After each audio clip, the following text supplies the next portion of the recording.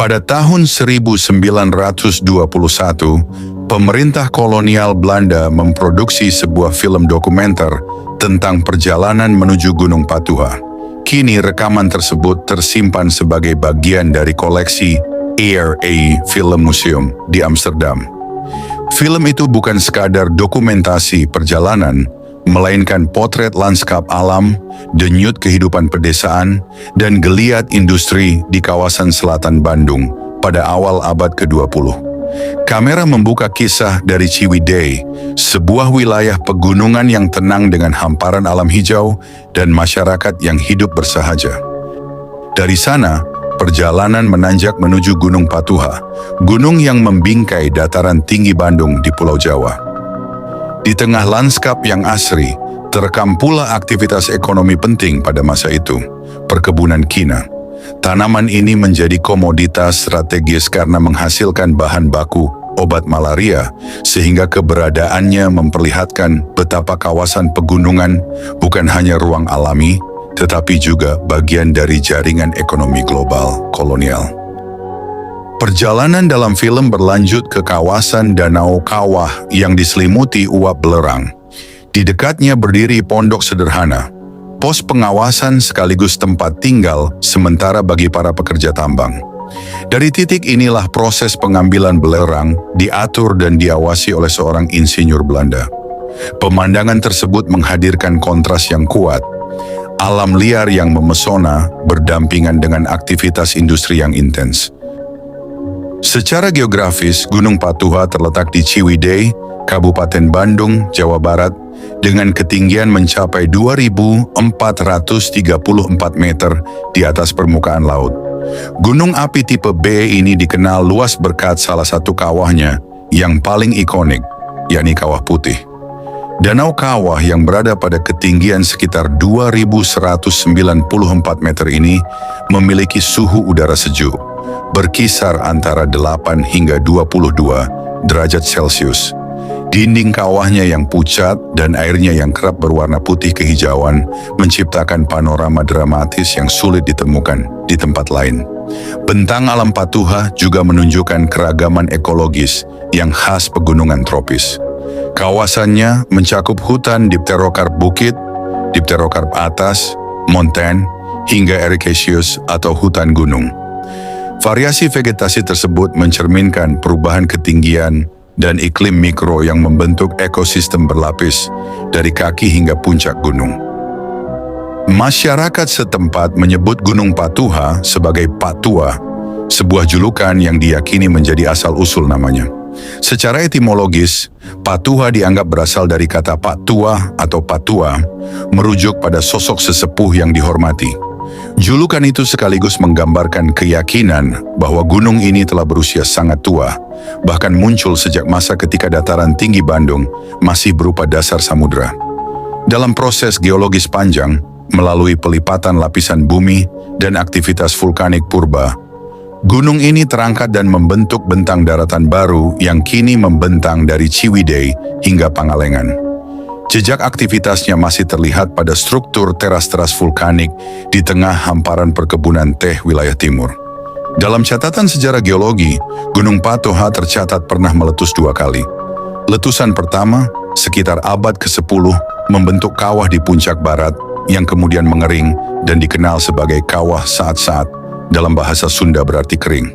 Berabad-abad kemudian, letusan kedua pada abad ke-13 melahirkan kawah yang terisi air dan membentuk danau indah yang kini disebut Kawah Putih. Warna airnya dapat berubah-ubah, dipengaruhi kadar belerang, suhu dan kondisi cuaca, fenomena yang kerap dibandingkan dengan Danau Kelimutu. Keindahan Kawah Putih mulai dikenal luas pada abad ke-19 berkat penelitian dan perjalanan seorang ahli botani dan geologi, Frans Wilhelm Junghun, yang menjelajahi wilayah Bandung Selatan pada tahun 1837. Melalui catatan dan laporannya, kawasan ini perlahan tersingkap dari reputasinya sebagai tempat angker. Sejak dahulu, masyarakat setempat memandang kawasan kawah itu sebagai tempat yang sakral, Kabut tipis yang mengepul tanpa henti, bau menyengat yang menusuk hidung, serta tanah tandus yang sulit ditumbuhi tanaman menghadirkan suasana yang berbeda dari wilayah di sekitarnya. Dalam keheningan yang ganjil itu, orang-orang menyaksikan sesuatu yang dianggap sebagai pertanda. Burung-burung jarang sekali melintas di atasnya. Dari situlah lahir keyakinan bahwa kawah tersebut adalah tempat bersemayamnya roh leluhur, wilayah yang tak kasat mata namun penuh kekuatan. Namun di balik kesan mistis itu, tersimpan penjelasan yang bersifat alamiah. Kawah gunung berapi memang kerap melepaskan gas-gas seperti sulfur dioksida dan hidrogen sulfida. Kandungan belerang yang tinggi membuat udara di sekitarnya beracun dan berbau tajam. Bagi burung yang memiliki sistem pernapasan sangat sensitif, paparan gas semacam itu bisa mengganggu pernapasan dan orientasi mereka saat terbang.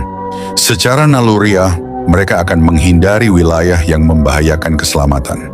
Selain itu, uap panas yang terus naik dari perut bumi menciptakan arus udara yang tidak stabil. Bagi burung yang melintas rendah, kondisi ini menyulitkan mereka menjaga keseimbangan. Lingkungan sekitar pun menjadi tandus dan asam, sehingga tumbuhan sulit tumbuh dan sumber makanan hampir tidak tersedia. Tanpa alasan untuk singgah, burung-burung memilih menjauh.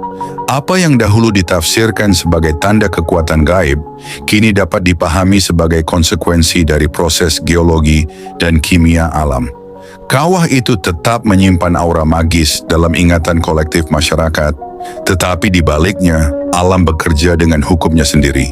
Sunyi, keras, dan penuh sebab akibat. Memasuki abad ke-20, potensi belerang di Kawah Putih menarik perhatian pemerintah kolonial.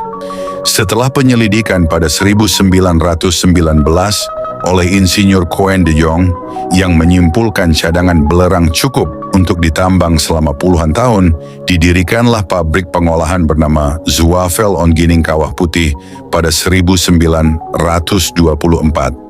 Aktivitas industri ini berlangsung hingga masa pendudukan Jepang, ketika pengelolaannya diambil alih dan namanya diubah menjadi Kawah Putih Kenzanka Yokoyachi Widei. Kini, jejak-jejak penambangan tersebut masih dapat ditemukan di sekitar kawasan wisata Kawah Putih. Sejak 1987, area ini dikelola oleh perhutani dan berkembang menjadi salah satu destinasi alam paling populer di selatan Bandung. Untuk selengkapnya, mari kita saksikan kisah dalam ekspedisi ke Patuha. 1921, menyusuri Gunung Patuha dari Ciwidey.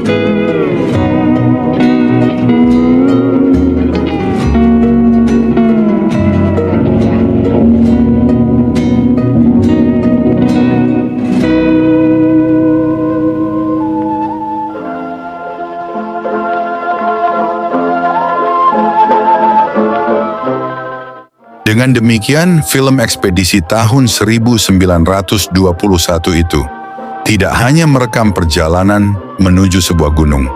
Ia menjadi saksi pertemuan antara mitos dan ilmu pengetahuan, antara keheningan alam dan ambisi industri, serta antara lanskap purba dan perubahan zaman. Gunung Patuha, Patua yang menjulang tenang, tetap berdiri sebagai penanda waktu, menyimpan lapisan kisah geologis, sejarah, dan budaya dalam satu bentang yang memikat.